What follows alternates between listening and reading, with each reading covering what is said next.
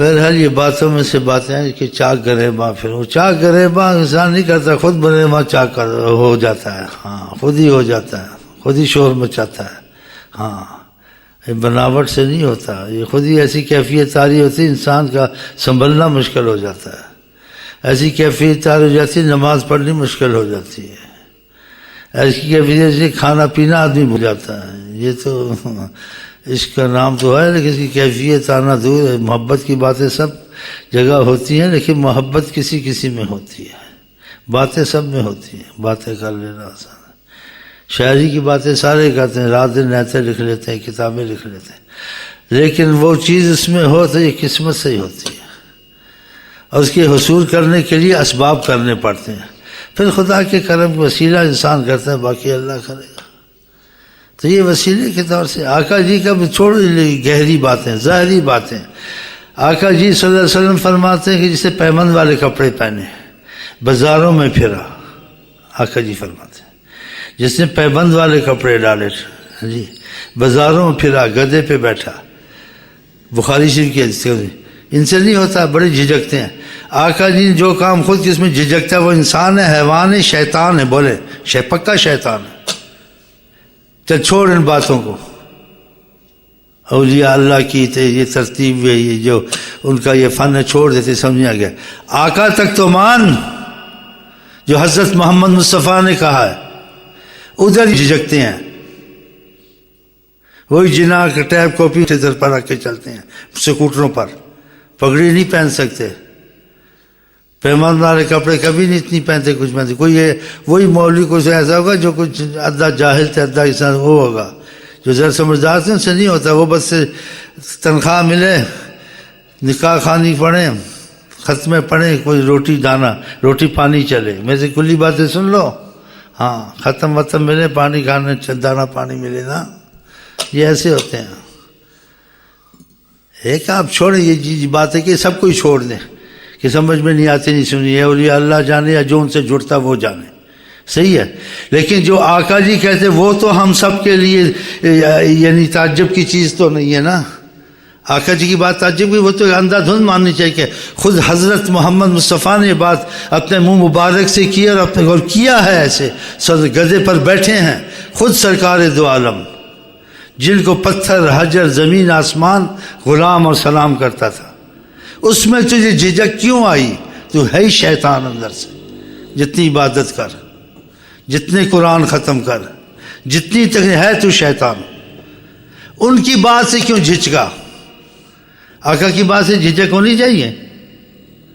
چلو ادھر فیل ہوں گے منحوس، بتائیں، بڑے بڑے آتے ہیں، یہ ہے وہ ہے، اس بات سے جھجک جاتے ہیں۔ سرکار سے تیری عظمت زیادہ، یہ تو بولنے کی بات سرکار سے، ہم سرکار نہ بھی بیٹھتے کوئی ضرورت نہیں تھی گدھے پہ ان کو، وہ پاک ہیں، خلقت مبرأ من کل عیب، آپ کی تعریف صحابی نے، آپ کو خدا نے پیدا کیا بے نقص، ہر چیز سے پاک پیدا کیا، ہم کو جو کروایا جاتا ہے ہم میں نقص دور ہوں، تو ہمارے نقص دور کرنے کے لیے آقا جی نے پاک ذات نے خود کر کے ایسا بتایا،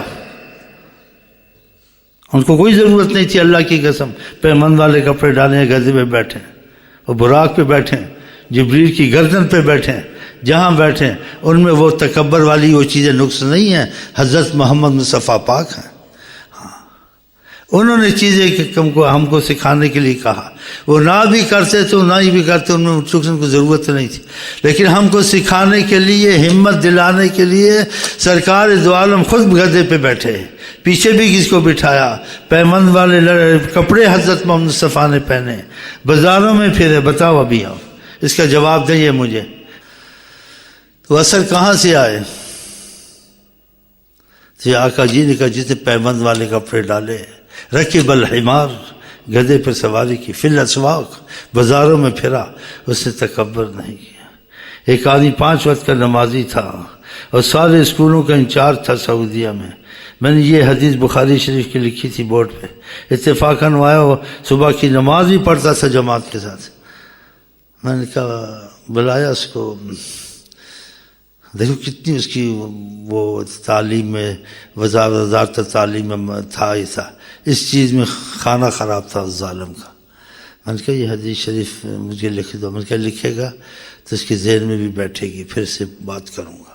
اس سے میں نے لکھوائی، اس سے لکھی حدیث شریف۔ میں مسجد میں پر امام تھا تو وہ بورڈ بھی رکھا تھا روز حدیثیں، یا کبھی کبھی اس میں لکھتے تھے، تو اس سے میں نے لکھوائی۔ جب لکھے میں نے کہا حدیث میں آپ نے پڑھا؟ کہتا ہاں پڑھا، آقا جی نے پیبند والے کپڑے ڈالے، آقا جی گدھے پر بیٹھے، کہتا ہاں لکھا، اور کہا ہے آقا جی نے جس نے پیمند والے کپڑے ڈالے ہیں۔ ادھر بھائیوں نے نام رکھا، مجھے بڑا ہی پسند آیا، خدا کی قسم۔ ہاں بڑا سرکاری لباس بولتے ہیں، یعنی حضرت محمد مصطفیٰ کا۔ یہ لفظ میرے منہ میں نہیں آنا، خیال آیا، اتنا اچھا نام رکھا آپ کے پیر بھائیوں، سرکاری لباس، یعنی پیمند والا حضرت محمد مصطفیٰ، یعنی آقا جی والا لباس صلی اللہ علیہ وسلم۔ تو میں نے کہا آپ نے لکھی ہے حدیث؟ کہتا ہاں۔ میں نے کہا سرکار نے کیا کہا؟ یہ کہا ہے۔ اب وہ سمجھا نہیں بات، کہا یہ کہا تو مجھے کیا خیال ہے آپ بھی گدا لے لیں، میں بھی لے لوں، پیمند والے کپڑے ڈال لیں، گدھے پہ بیٹھے بازار میں پھرے۔ مجھے ایسے آپ کیسی بات کرتے ہیں؟ آپ چاہتے ہیں لوگ پیچھے تالیاں بجائیں، تو یہ بجائیں، میں بیٹھا ہوں جی گدھے پہ، پیمند والے کپڑے کام میں نے کیے ہوئے۔ میں خدا کی قسم چیز میں آر نہیں سمجھتا ہوں، بھنگی کا کام بہت آسانی سے کر سکتا ہوں۔ خدا کی قسم مجھے انشاءاللہ محسوس نہیں ہوگا، اللہ تعالیٰ رسول میری کوئی عظمت نہیں ہے، یہ تو پہن لیتے ہیں ظاہر، اللہ کے سامنے میری کوئی پوزیشن نہیں ہے، آقا کے سامنے میری کوئی نہیں ہے۔ دیکھا نہیں حج میں خدا نے اس کی ترتیب ہے، حج میں خدا نے کیا رکھا ہے کہ انکساری سے آؤ، 2 کپڑے ڈالو، عطر بھی مت لگاؤ۔ ہاں لیکن نمازوں میں عطر لگانا اچھا ہوتا ہے، نہیں عطر لگاؤ، خوشبو بھی آیا ہے کہ وہ حالت انکساری کی ہے، خاک ساری انکسار، خدا کے سامنے تمہاری کوئی پوزیشن نہیں ہے۔ اور دوسری حالت خدا کی شکر نعمت کی ہے کہ اچھے کپڑے ڈالو، عطر لگاؤ، خذوا زینتکم عند کل مسجد، جب مسجد میں جاؤ تو زینت سے جاؤ، یعنی اچھی حالت میں جاؤ، عطر لگاؤ، اچھے کپڑے پہنو، اچھا کرتا ہو، اچھا کالر ہو، اچھے بٹن ہو، لیکن اس میں تمہاری نیت یہ ہوگی کہ اللہ تعالیٰ کی نعمت کا اظہار۔ نبی کریم فرمایا اللہ کا خذوا زینتکم، زینت اپنی پکڑو۔ اور دوسری حدیث میں آتا ہے کہ جس اللہ پسند کرتا ہے اپنی نعمت کو بندوں پر دیکھے، جیسے ایک حدیث میں آتا ہے نبی کریم صلی اللہ علیہ وسلم سے ایک شخص نے پوچھا کیا انسان اگر اچھے کپڑے پہن لے، جوتے بھی خوبصورت اس کے ہوں اور ایسے ہوں، آپ نے کہا اللہ جمیل یحب الجمال، اللہ جمیل ہے، خوبصورت ہے، خوبصورتی کو دیکھ کر خوش ہوتا ہے، پسند کرتا ہے۔ دیکھا تو یہ اس نے ہر چیز کی نیت علیحدہ یہ، اور کہا ان اللہ یحب ان یرا اثر نعمتہ علی عبدہ، اللہ پسند کرتا ہے اپنی نعمتوں کو اپنے بندوں پہ دیکھے، وہ شکر کرے۔ میری ٹوپی ماشاءاللہ لال پیلی ماشاءاللہ، اللہ کی رحمت، اللہ کا کرم، اللہ نے وسعت رزق دی، ماشاءاللہ میرا یہ سویٹر بہت مجھے پسند ہے، لیکن اس نے اچھی نیت سے پہنا، اس کا یہ ہے۔ اور اگر اسی چیز کو پہنا نیت دوسری سے، تکبر کی وجہ سے، پھوتی خاں، ہاں آپ نے کہا جس نے تکبر کی وجہ سے لباس پہنا، خدا اس کو حدیث کے مفہوم ذلت کا لباس پہنا کے دیکھا، نیت پہ اس کا یہ ہو گیا، نیت خراب ہوئی تو یہ لباس تمہارے لیے ذلت کا بنے گا۔ خدا اس آدمی کو خصوصی لباس کی بجائے ذلت کا لباس پہن کے ذلیل کرے گا۔ دیکھا یہ وہی لباس، وہی چیزیں لیکن تمہاری نیت پہلے کیا تھی، کسی کی نیت پہلے کیا تھی کہ اللہ حدیث میں نعمت کو پسند کرتا ہے، خدا نے مجھے وسعت رزق دی، خوبصورت چادر، خوبصورت بٹن، خوبصورت جوڑا، اللہ تعالیٰ شکر، الحمدللہ الحمدللہ اللہ نعمہ ہی، جیسے حدیث میں اللہ اور زیادہ دے گا، خدا پسند کرتا ہے، آقا نے اس کو کہا۔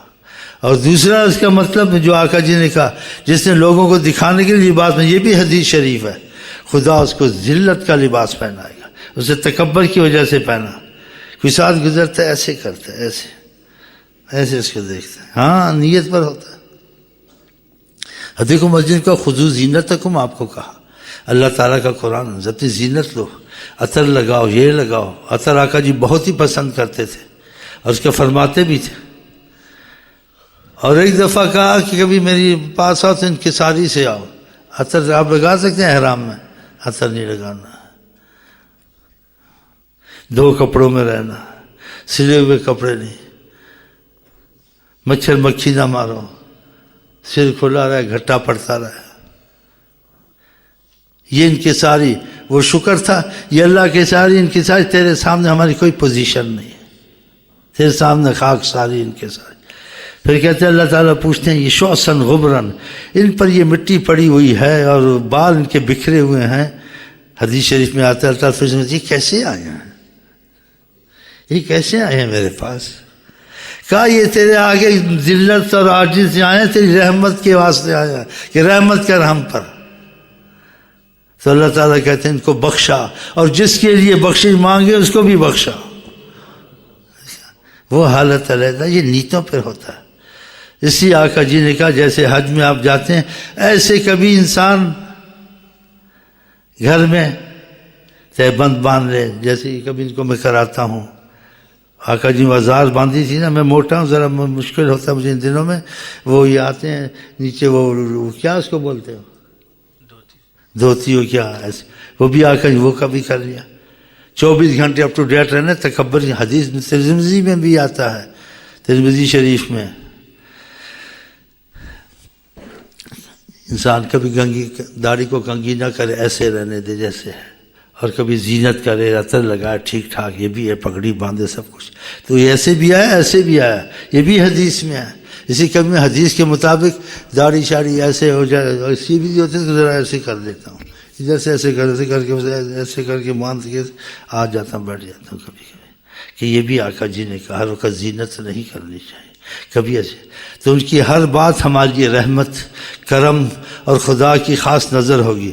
پھر جس کو محبت سے دیکھیں خدا اس کو رحمت سے دیکھیں. اللہ کو کہ کیسے میرے سے محبت کرتے ہیں، میری باتیں کیسے دل سے مانتے ہیں، کیسے ان کو خوشی ہوتی ہے. آقا جی نے کہا ایسے ہی وہ قربانی کی طور سے آقا جی نے جو حج میں کہا تو صحابہ میں بھی اس معاملے میں یعنی کوئی آگے تھا کوئی پیچھے تھا، سب محبت میں برابر نہیں تھے. آقا جی نے حج میں کہا کہ صلی اللہ علیہ وسلم نے کہ اللہ تعالیٰ ان کی بخشش فرما جو سر مڈا دیتے ہیں. ایک صحابی بیٹھا اس نے کہا مل المقصرین، جو نہیں مڈاتا تھوڑا سا کاٹ لیتا. آپ نے پھر دہرائی یہی بات، اللہ مغفر للمحلقین، اللہ تو ان کو بخش دے جو سر منڈا دیتے ہیں. اس نے پھر دہرائی بات وللمقصرین. تیسری دفعہ بھی آپ کی زبان پاک سے یہی نکلا، اللہ تعالیٰ اغفر، ان کو بخش، ان کو معافی میں رکھ جو سر منڈا دیتے ہیں. کتنی بڑی نعمت ہے. یہ آقا کے تقاضے سے کہتا ہوں، ہم کو نہیں بولنا چاہیے بیچ میں، لیکن آقا کے تقاضے سے اس صحابی کو نہیں بولنا چاہیے تھا کہ کاٹنے والا. جب وہ کہتے ہیں ٹھیک ہے فضل کیوں، وہ تو پاک ہیں سارے. وہ جس نے بال کٹوائے بھی ہم اس قابل ہم نہیں ہیں، لیکن اس پہ تنقید سے ہم نہیں کہتے ہیں. ہم آقا کے بالمقابل اس کی بات کرتے ہیں، اپنے بالمقابل اس کو نہیں کہتے. یہ بے ادبی ہوگی. ہاں یہ آپ لوگ پڑھے لکھے اس چیز کو ذرا غور سے سننا. ہاں ہم اگر ایسی بات کہیں چاہے مقصرین تھے کچھ تھے، اس نے کہا بھی صحابی ہے ہم سے لاکھ درجے افضل، لیکن آقا کے بالمقابل اس کی عظمت تو نہیں ہو سکتی نا. تو آقا کے بالمقابل کہتے ہیں اس وقت بھی ایسے تھے. یہ آقا کے بالمقابل یہ بات کہتے ہیں، ان کے تقاضا عظمت کے حضرت میں سمجھ گیا. ہمارا ان کا بابا وہ نہیں ہے. ہاں یہ سب بات سمجھ آ گئی ہوگی آپ کو. بہرحال سے چوتھی دفعہ پھر آقا نے کہا وللمقصرین کہ اصرار کرتا ہے. چوتھی دفعہ اس نے کہا، چوتھی دفعہ جب کہا، چوتھی دفعہ آقا جی نے فرمایا اللہ تعالیٰ ان کو بھی بخش دے جو کٹواتے ہیں بال حج میں. ان کا چوتھا نمبر ہے. 3 دفعہ آقا جس کے لیے کیا کہتے ہیں خوش نصیب ہے. ادھر بھی ابھی بعض لوگ جاتے ہیں ایسے کوئی قسمت کے اچھے ہیں خراب ہیں ہم تو نہیں کہہ سکتے. نہیں جی حدیث میں کیا آیا ہے سر منڈاؤ، لیکن کاٹنے کا بھی آیا. تو منڈانے کی طرف کیوں نہیں گیا جب 3 دفعہ آپ نے رغبت سے کہا اور کاٹنے والے کی مغفرت دعا کی کسی کے اصرار سے کی ہے. اب دیکھیں آپ اس بات کو دیکھیں تو دل میں ہے نا اپنی وہ نفس کی وہ خواہش ہے یہ خواہشیں ختم ہونی چاہیے. تو اس لیے کبھی ان کی یادیں تازہ کرنے کے لیے یہ ہم کرتے ہیں سر مونڈنے کے لیے. حج میں نہیں مونڈتے. ایک دفعہ تو حج کے گیا تو آقا 3 دفعہ گیا, آقا کی دعا میں تجھے حصہ ملتا تو سارا سر نہیں جی ایسے تھے سب کے بال عزیز حج کیا سب کچھ کیا لیکن دل میں وہ نس نہیں مرا اور آقا کی محبت کا وہ مسئلہ نہیں تھا اس کے دل میں. وہ بال کٹوا کے ہی آیا کہ آرام کھل گیا, منڈا دیتا. ہاں